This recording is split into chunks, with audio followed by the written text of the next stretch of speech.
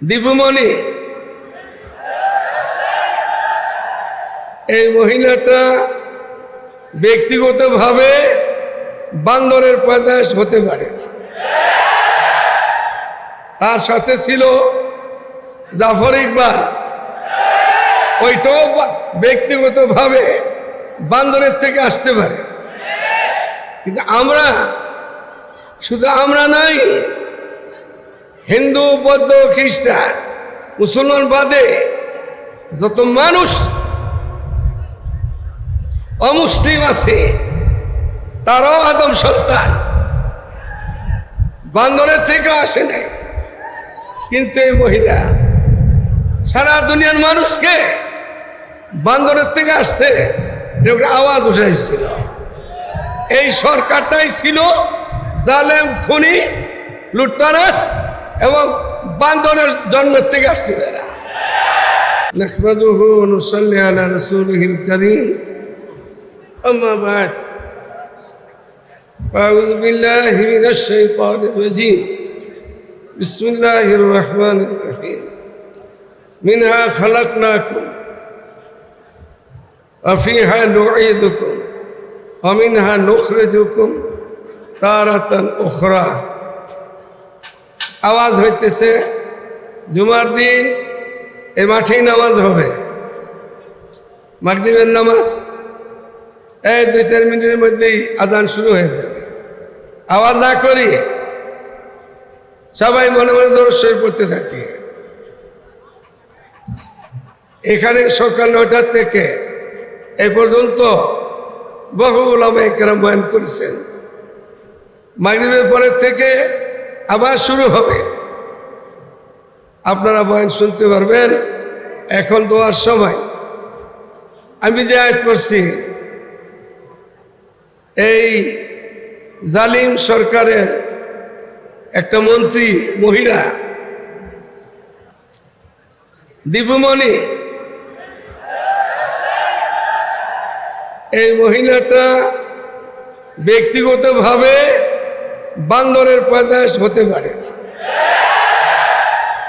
তার সাথে ছিল জাফর ইকবাল, ওইটাও ব্যক্তিগতভাবে বান্দরের থেকে আসতে পারে। কিন্তু আমরা শুধু আমরা নাই, হিন্দু, বৌদ্ধ, খ্রিস্টান, মুসলমান বাদে যত মানুষ অমুসলিম আছে তারাও আদম সন্তান,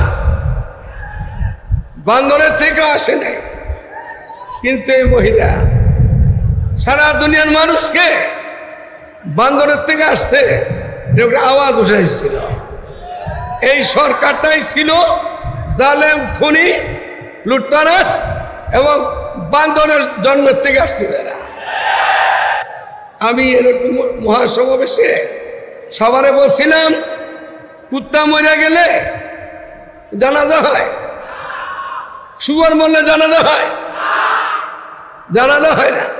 বান্দর মরলে জানাজা হয় না, মানুষেরই জানাজা হয়, মুসলমানের জানাজা হয়। এরা যে এই দেশে এত বড় একটা আল্লাহ তাআলার সাথে এত বড় বিদ্রোহী কথা বলছিল, একটা মেয়ে, একটা ছেলে, এই দীপুমণি আর জাফর ইকবাল, এগুলা হয়তো বান্দরের থেকে দুনিয়াতে আসছে। এই দুইটা বাংলার মাটিতে এখন কোথায় পলে আছে জানি না, হয়তো দেশ ছেড়ে চলে গেছে, না হয় কোথাও পলাতক আছে।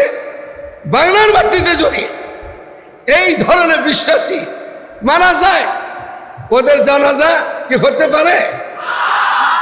কেউ যদি পড়ায় কোন মোল্লা মুন্সি, ওই মোল্লাও বান্দরের জন্য।